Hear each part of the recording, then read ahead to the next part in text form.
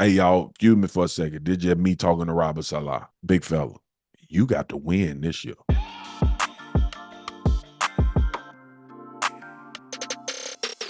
It's Friday, and I'm back with the second episode of Swagu Podcast. Listen, I'm excited, man. We had football last night. It was a lot going on, and it was phenomenal. I enjoyed it. I got up in my theater room. I sat on one of them big-ass sofas I got up there, and I just watched the Ravens and the Chiefs put on a show. Lamar Jackson, Patrick Mahomes. We're going to get to a lot in the show today. I hope y'all enjoyed the first episode. Like I said then, like, subscribe, follow. You can find us on every platform with podcasts, and also we videoed up on YouTube, y'all. So that's what it is, because I know y'all want to see my pretty face. I'm just playing, but I am pretty, based on what my family tells me. This is Swagu, episode 2. We finna get into some football. We finna have some real talk. And we also about to talk about some things that can't happen while I'm on this road. Tap in, family. We back. Yo, did y'all see that game last night? Because I did. First, my daughter had a volleyball game last night, so I had to do double duty. I went to the volleyball game, real talk. They played a school called Hockaday. My daughter plays for Prestonwood Christian School. And they went to 4 sets. Now, if you're not familiar with volleyball, they weren't supposed to go to 4 sets. And the reason why that's important is because they weren't supposed to lose a set in the game, so I could get back home to watch the Ravens Chiefs and I wouldn't miss a play. But unfortunately, they decided to go to 4 sets. So guess what I did, y'all? Bad parenting alert. I left. I knew they were going to win the game, the match, but I had to go. I couldn't miss the opening kickoff of the 2024-2025 season with the Ravens and Chiefs. I'm serious about it. And it's my job. I knew I was going to have to come here and analyze it. So let's get to it. Lamar Jackson, Patrick Mahomes. You were what you were supposed to be, okay? We love quarterbacks. We love quarterbacks on this podcast. We're going to talk about them when they play bad, but we love them. And them two put on the show last night. This looked like a playoff game. This looked like just when they met a few months ago in the AFC Championship. It was that intense. It came down to a toe, being out with the potential tying touchdown to go into overtime. Wouldn't you have loved that? I would have. It was playmaking going on all over the field. Xavier Worthy, the wide receiver for the Kansas City Chiefs, he ran a 4.2 in the combine, y'all. Guess what it did? It translated. We saw the speed from him on that first reverse for the touchdown. I don't know how in the hell he got so wide open in the secondary against the Ravens.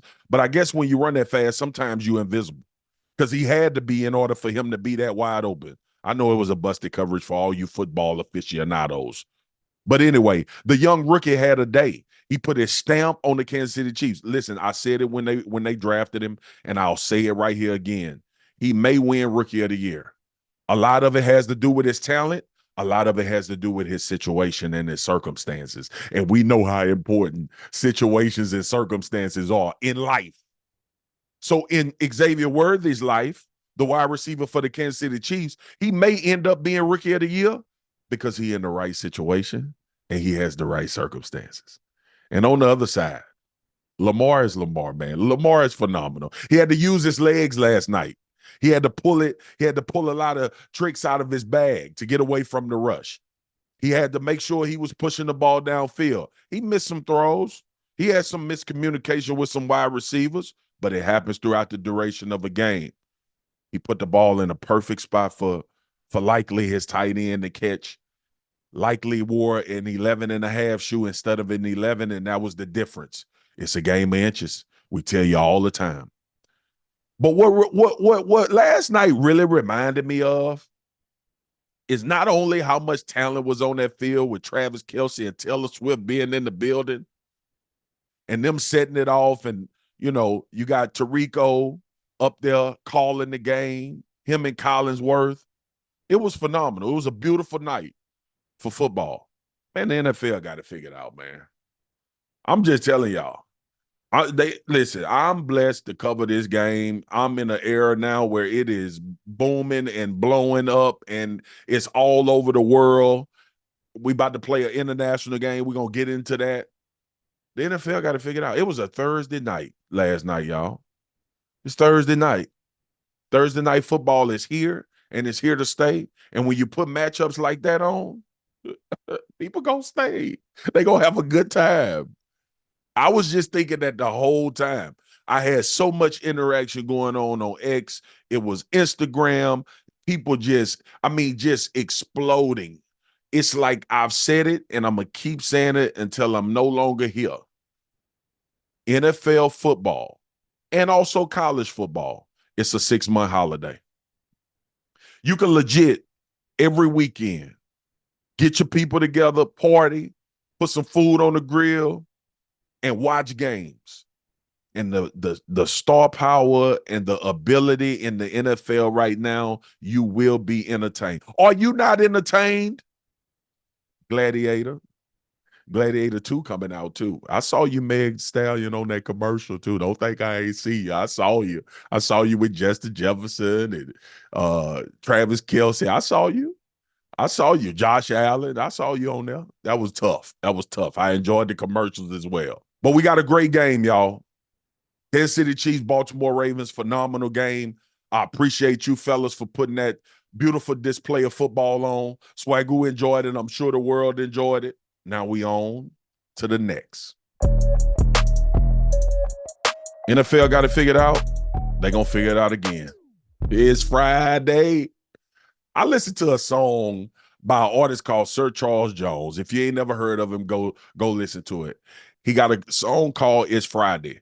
Everybody, let that become your theme song when it turns Friday, because it's a beautiful day. It's a beautiful day outside. The sun is out. I told y'all on EP1 it was gloomy. It's sunny today. I'm getting outside. We outside.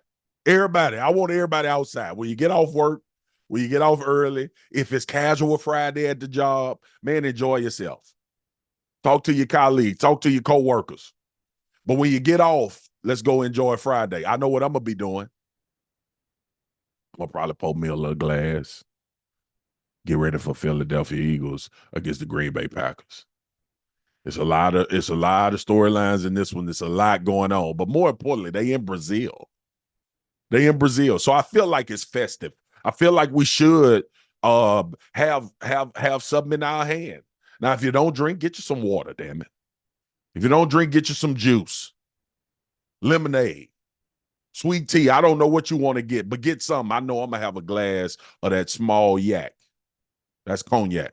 For all of y'all that don't know what yak is, I'm going to introduce y'all to that, and that's what I'm going to say for cognac as we go forward. I'm going to have a small glass of that yak, and I'm going to watch the Philadelphia Eagles. I don't know what I'm going to eat yet. That's still TBD, but it'll be beautiful. It'll be good.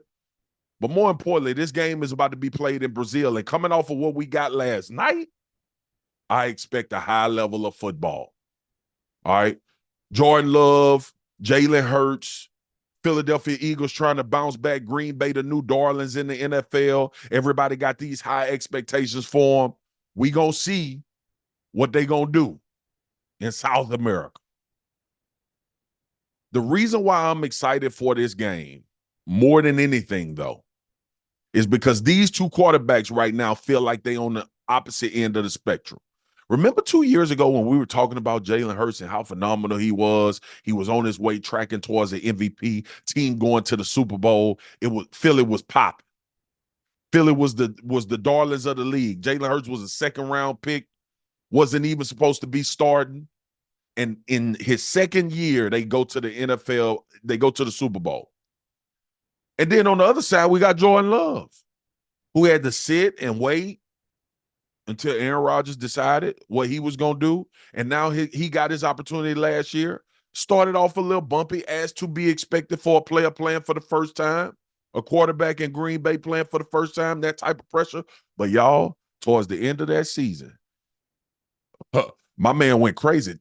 He went so crazy they gave him $200 million because he went crazy. And we're going to see if he can continue that. We're going to see if Jalen Hurts can bounce back from a year last year where it was some turmoil. It was some things going on throughout the organization and the facility. Him and his head coach wasn't on the same page. We're going to see. But more importantly, we get a football game where we can see instead of talking about it. I'll tell y'all one thing about the offseason, okay? I enjoy the offseason. You could play with storylines. You can talk about things that transpire, talk about things that other players are doing, what teams are doing, what decisions you think they should make coming into the season. Now we get in between the lines, and that's the only thing that matters. Green Bay, Philly, tonight in Brazil, glass of yak, some good food. Y'all, get ready for this game tonight.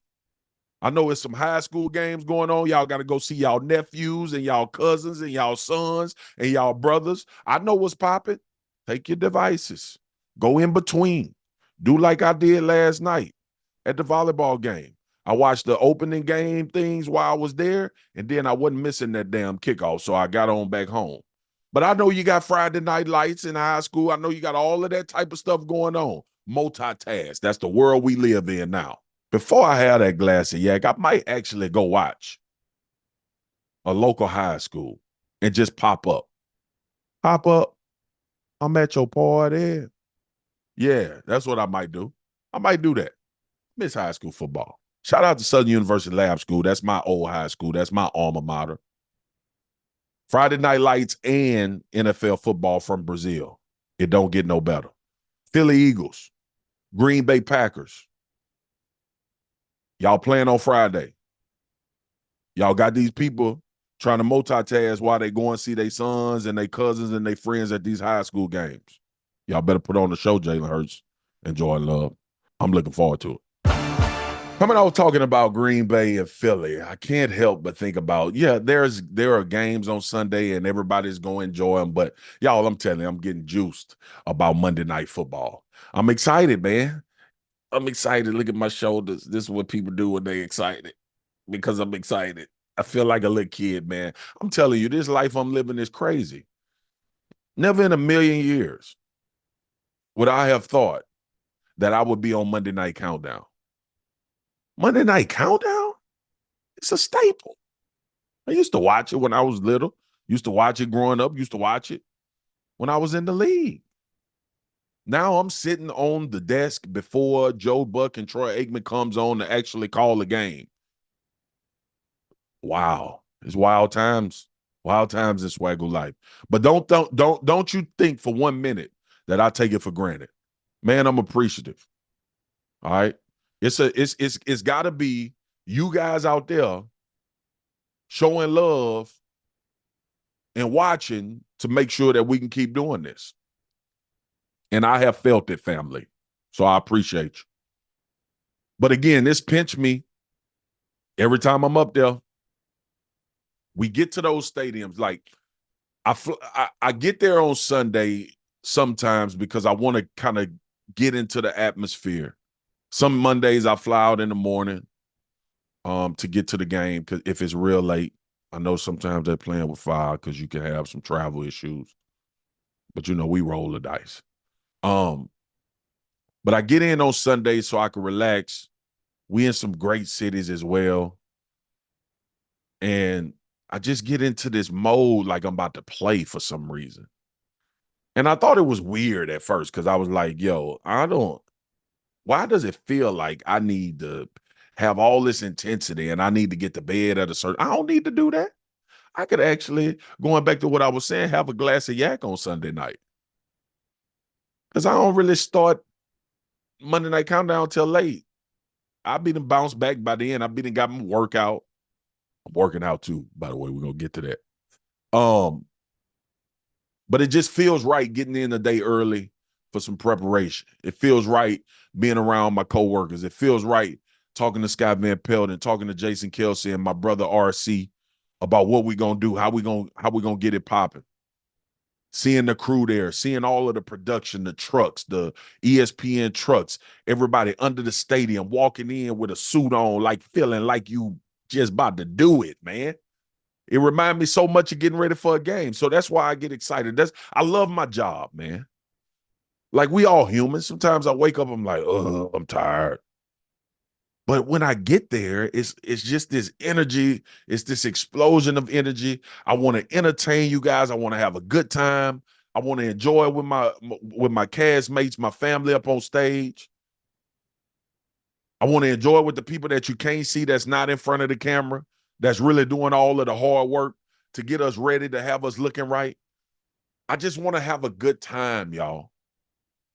We got enough going on, and I'm going to get to some of that stuff. I just want to have a good time. And I know that it's not realistic all the time because sometimes we got to deal with life. But when it comes to Monday night countdown for me, I'm going to have a good time. And then when we sitting in that stadium and the players start coming out and the fans start screaming and some mad, some happy, some saying, Swagu, what up? Some saying, Swagu, you were so wrong. You don't like our team. It's all love, man. It's all love. I just get excited. And we got none better. We got the New York Jets versus the San Francisco 49ers in San Francisco on Monday night. It don't get no better. I know I didn't say storylines before, but it felt like storylines are going to be like a common theme for me when we're talking about football because there's so many storylines. 4-time MVP, Aaron Rodgers. Going to San Francisco, he from California, with the New York Jets as his team, who last year we saw, I don't know, 2-3 minutes into the game, maybe even shorter than that, tear his Achilles. A season of rehab, back on the field. Expectations for the Jets is through the roof. Going to San Francisco. The San Francisco 49ers been to NFC championships and Super Bowls here recently. They have been the dominant team in the NFC as a whole over like the last 5 years, 6 years, however long. Playing at home, Brock Purdy, their quarterback. A lot of conversation revolving around him last year. Is he really like that, or is it Kyle Shanahan offense? Because Kyle Shanahan offense make a lot of people look good. Nah, Brock Purdy, the truth. I'm going to have to go and give it up, man. Brock Purdy can play. But I don't know if y'all ever heard this, but this is a saying that goes throughout NFL locker rooms and NFL conversations. This is a what have you done for me lately league. So Brock Purdy got to keep going. But think about the opposite of the quarter. One quarterback, 157 years old. Another quarterback, 14 years old. Aaron Rodgers, 157 years old. Brock Purdy, 14 years old. They about to play against each other. One got all the experience in the world. One has played at the highest level. One is the Super Bowl champion in Aaron Rodgers. Brock Purdy has been to a Super Bowl, had a run, and his story is so phenomenal because he wasn't a first-round draft pick. He wasn't a high draft pick. Man played his way into being the starting quarterback for the San Francisco 49ers, and now is going to get paid. It's a beautiful thing, man. You see how it could change from here, and then you could be here, and then you can go from here to here based on your work ethic and how you perform. Brock Purdy, ain't nobody think Brock Purdy was going to be this. Y'all didn't either. I didn't. Brock Purdy is that. And we know what Aaron Rodgers is. Deebo Samuel, San Francisco. Trent Williams got his deal done. He back in the fold. He in the building. Brandon Ayuk got his deal done. Ain't it funny how these things just seem to come together when real football about to start? It seems like the front office like, okay, all right, that's enough. We got to get it done. The New York Jets, new revamped offensive line. A lot of veteran presence on that team. Wide receiver Garrett Wilson, supposed to be a young budding star. He's supposed to take off with Aaron Rodgers, even though he's playing well already. Breece Hall, the running back, supposed to be a top 5, top 3 back in the league. We're going to see this year. This defense for the New York Jets is really why we think they're Super Bowl contenders, led by Robert Saleh. Matter of fact, speaking of Robert Saleh, the head coach for the New York Jets, hey, man, you don't win this year, the Swagu podcast is going to have a different conversation about you. Unfortunately, you got to go win big. I'm talking about like second. I ain't gonna say second round of playoff. You probably got to go to the AFC Championship. They ain't playing over there. They done spent some money. They ain't got the team. Hey, y'all, excuse me for a second. Did you have me talking to Robert Salah? Big fella, you got to win this year. Sauce Gardner going to be coming up for a contract. Everybody feel better when you win big. Go handle your business, Robert. This could be a good start. And you used to coach in San Francisco. Probably go a long ways with New York Jets fans who think they in some kind of purgatory because, you know, a lot of bad things have happened. Like Zach Wilson stuff, remember that? And Aaron Rodgers tearing his Achilles, season not going away. All right. I'm sorry, y'all. I just had to talk to Robert Salah right quick because, hey, he'll go get serious if he'll have some success. But anyway, going back to Monday Night Countdown, that's part of the game. Going back to Monday Night Countdown, Scott Van Pelt, Jason Kelsey, newly added to the desk. RC, we got Michelle Bosner Buck telling phenomenal stories. I'm excited to see my crew, man. I miss them. It's time to get back to it. It's time to go enjoy it. My routine is set up. Y'all, I'm gonna be stepping too. Y'all know I'm putting it on this year. I'm putting them suits on this year. RC done inspired me, man. RC was best dressed dude on TV. All right. I gotta be the best dressed big fella. Yeah, there's a difference. I can't buy my suits off the rack. Even though he don't either. I literally can't buy mine off the rack. Because if I did, I might well go in there and cut up a bedspread and just put it around my body. Because that's how they make them for us big dudes. But I'm gonna be stepping. I'm gonna get back. I'm gonna wear some dress shoes this year. I don't know why, because my feet gonna be hurt, but it look good. I learned from my wife. Sometimes you gotta pay the price for beauty. So I'm gonna put them on. When I step in that stadium, y'all know we getting to it. We gonna be laughing. We gonna be joking. We gonna be talking about football. We about to have a good time. Man, I love Monday Night Countdown. It just be jumping because we're in the atmosphere.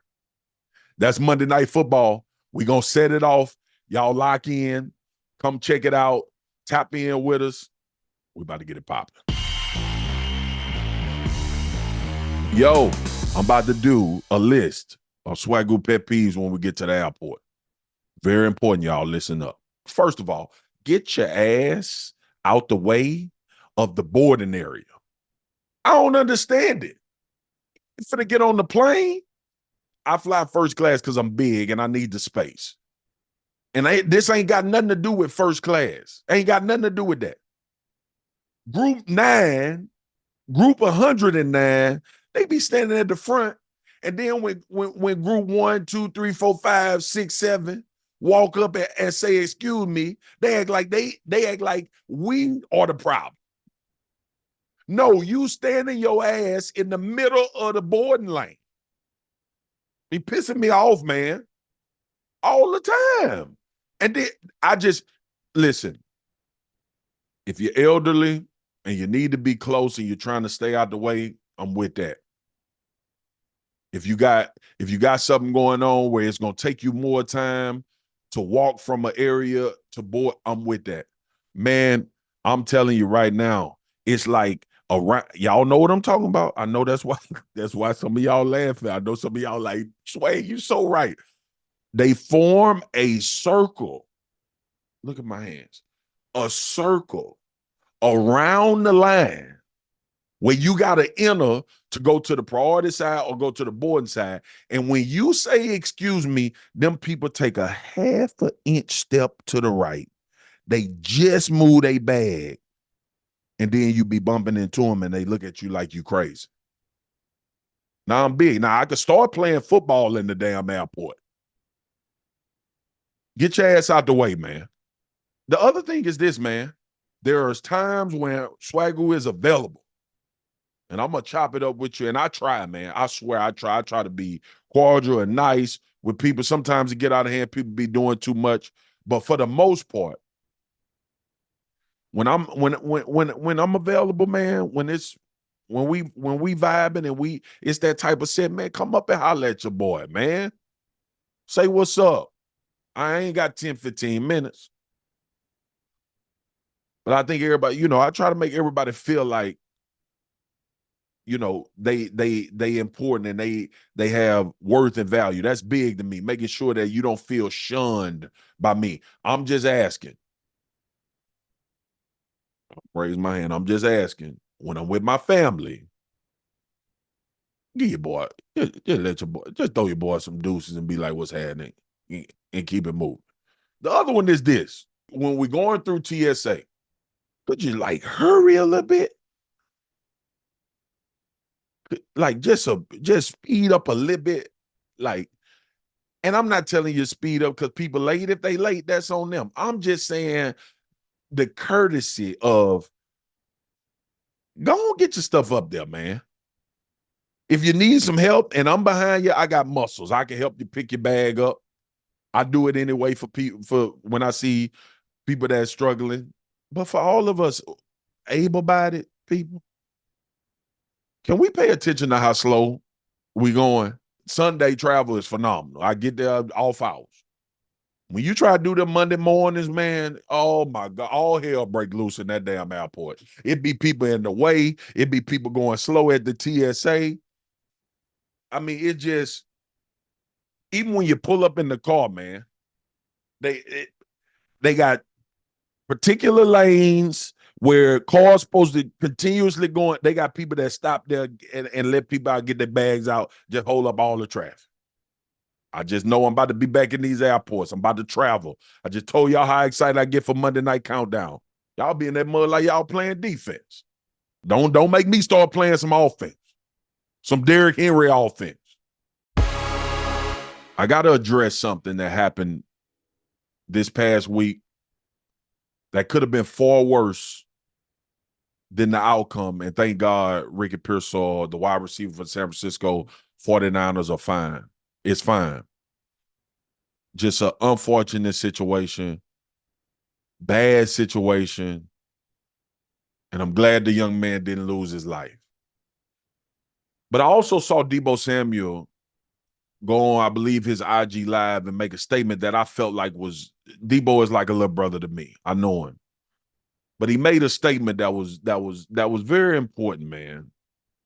And I know we live in the age of the phone or the camera phone. I know we live in the age of, you know, everybody feeling like they should have access to everybody at all times.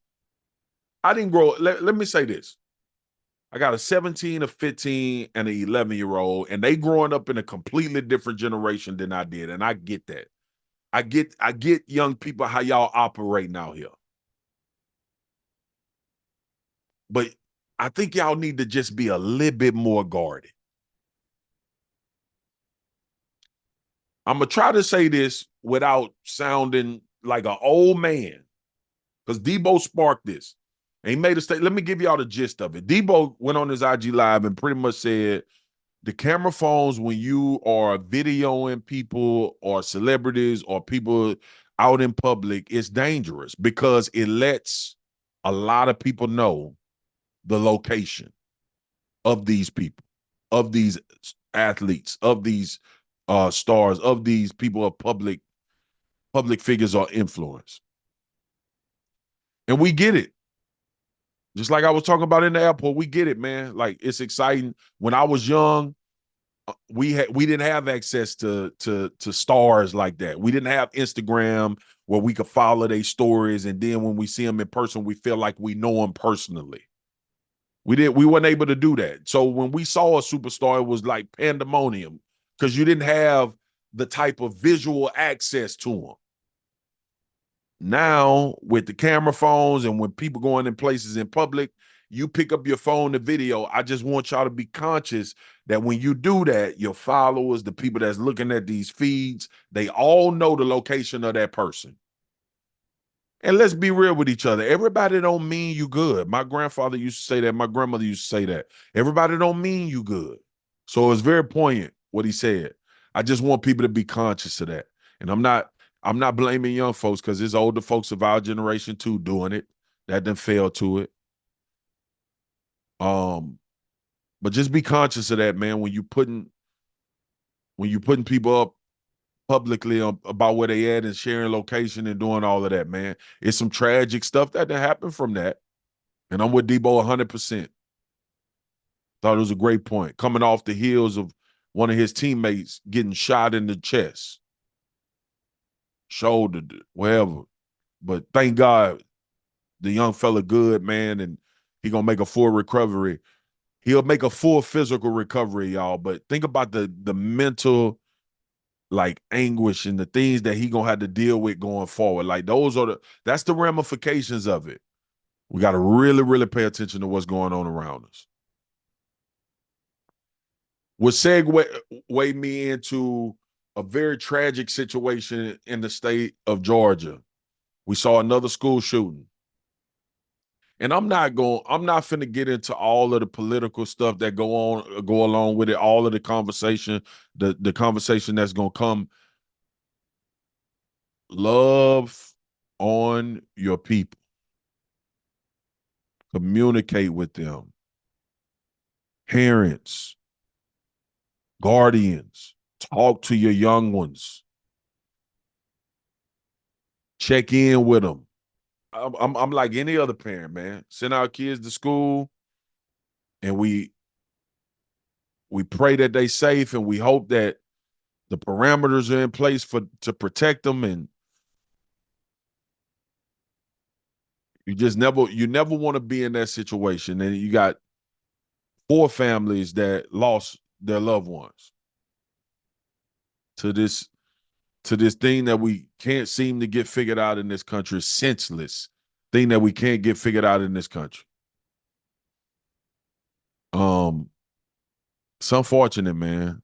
My message is this: don't miss those opportunities to hug on them, love on them, tell them you love them, tell them, give them game. Listen to them. Listen to the people around you. And that's not just specific to your kids. That's friends, that's close quarters, that's community, that's family. Like, pay attention. If you need to be an ear, be an ear. If you need to be a word, be a word. But more importantly, man, just check on your people. Love on your people. Tell them they valuable. Tell them they worth it. I think it'll go a long way if we get back to some of that humanistic side instead of the devices and letting those disseminate information for us. I think it'll be more impactful. It'll be more prevalent if we talk to each other. This has been the Swagu Podcast, episode 2. Peace.